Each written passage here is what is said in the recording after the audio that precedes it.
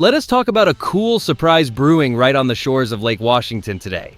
The 12s know our offensive firepower is absolutely stacked this year with some huge names ready to light up Lumen Field.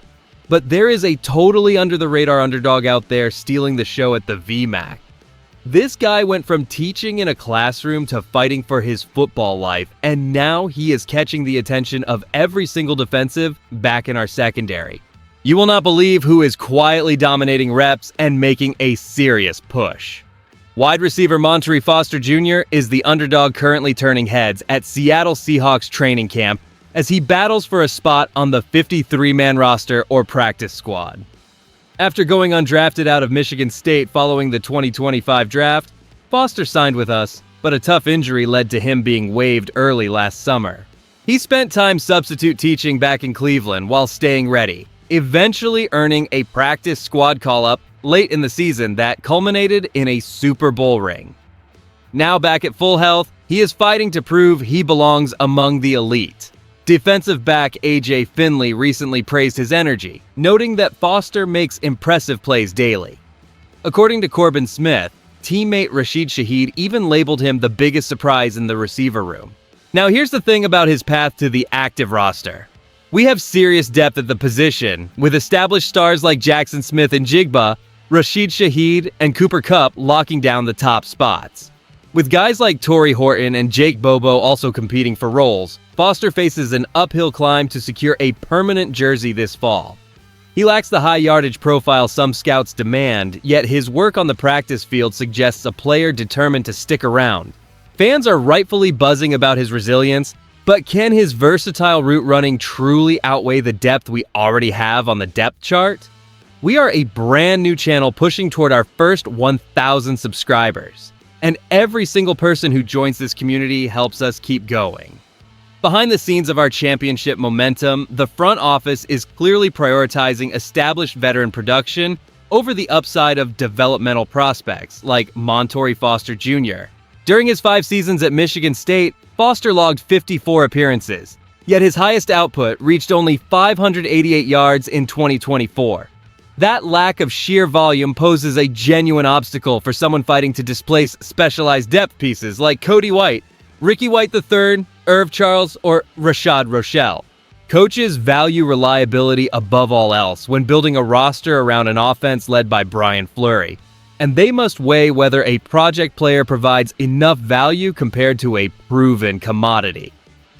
Here's the thing, nobody wants to say out loud, while we love the story of a Super Bowl winner grinding for his shot, the reality of our current roster construction leaves very little breathing room for a player with Foster's specific statistical history. The staff likely views his athleticism as a luxury rather than a necessity, especially when competing against the likes of Emmanuel Henderson Jr., who brings the added pressure of being a 6th-round investment. It remains a brutal business where even a player who stays healthy and active after a lost season must show more than just potential to leapfrog those currently ahead of him. If he does not secure one of the few available practice squad spots, the organization will likely feel comfortable letting him seek opportunity elsewhere, given the high concentration of talent already secured at the receiver position. We all want to see him succeed, but keeping him means sacrificing a spot for someone potentially more aligned with our immediate tactical requirements. Transitioning from the roster battle, we must look at the bigger picture of what this development signifies for our squad. The bottom line here is that the coaching staff remains focused on maximizing every single opportunity on the practice field to solidify our competitive advantage. This matter holds significant weight because while the top of our receiving core is set with established veteran presence, the bottom of that unit is where we define our long-term durability for a grueling 17-game schedule. Having a versatile option like Montorie Foster Jr. pushing the incumbents for a practice squad spot ensures that we maintain an incredibly high standard during our midweek preparations. His ability to execute a diverse route tree means he can simulate upcoming opponents effectively, which is vital for our starters when facing tough divisional defenses throughout the winter. If Foster secures his role, he provides a reliable insurance policy should the injury bug strike our active roster during pivotal late-season matchups. This internal competition also keeps the younger players like Emmanuel Henderson Jr. sharp, forcing everyone to elevate their performance to a championship level. Strengthening this depth directly improves our chances against division rivals, who are currently retooling their own personnel groupings. We need players who understand our specific offensive scheme inside and out, and that collective familiarity is exactly what will determine our standing when the playoff seeds are finalized. By fostering this type of intensity in August, we are building the kind of reliable foundation required for a deep run in January. Every repetition he logs helps us maintain the edge we established during our recent title run, ensuring that no matter who is on the field, the level of execution never dips. The primary argument for retaining Montorie Foster Jr. centers on his malleability within Brian Fleury's complex offensive system. His ability to execute a diverse route tree makes him an attractive insurance policy, especially after demonstrating the mental fortitude to transition from substitute teaching back to the professional gridiron. However, the downside remains his statistical ceiling, as his output never exceeded 600 yards in a single campaign at Michigan State. This makes it difficult to justify a spot over a higher draft pick or a more established veteran producer.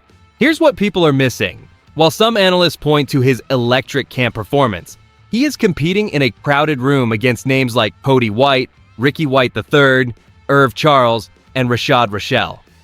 Those who cover this team, including Corbin Smith, have rightfully labeled him the biggest surprise in the receiver group. Yet the numbers game is a stubborn reality. Even if he makes spectacular plays on the practice field, the sheer density of talent ahead of him on our depth chart suggests a difficult path forward. If he cannot carve out a niche, he likely remains a prime candidate to join another organization hungry for a versatile wideout who has already tasted a championship environment. My honest take here is that while Foster is a tremendous feel-good story, the coaching staff will likely lean toward players who offer more proven production in game day scenarios. Keeping him on the practice squad is a solid goal, but displacing a draft pick or a verified veteran requires more than just flashes of brilliance during the dog days of August camp. When you weigh the grit Montorie Foster Jr.